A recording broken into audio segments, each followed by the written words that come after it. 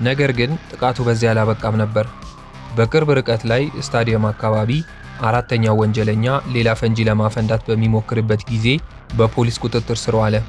በግርግሩ መሃል አንድ መኪና በህዝቡ መሃል ሲሄድ የአንድ ሰው እግር ላይ ይወጣል።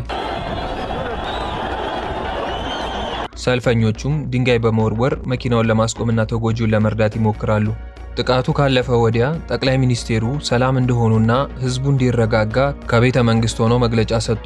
በመጀመሪያ ለዚህ ክብር ዓላማ ለኢትዮጵያ ፍቅርና ይቅርታ ሲሉ ህይወታቸውን ላጡ ወንድምና እህቶቼ፣ ለቆሰሉ ወገኖቼ ቤተሰብ ሁሉ መጽናናትን እየተመኘው የዛሬው መስዋዕትነት ለኢትዮጵያውያን ፍቅር፣ ለኢትዮጵያውያን ሰላም፣ ለኢትዮጵያውያን አንድነት የተከፈለና ሁሌም የምናስታውሰው እንደሆነ ደጋፊዎችና ተጎጂዎች ከመስቀል አደባባይ እንደሄዱ ፖሊስ ምርመራውን በሰፊው ጀመረ። ሶስቱ አፈንጂዎች በድጋፍ ሰልፍ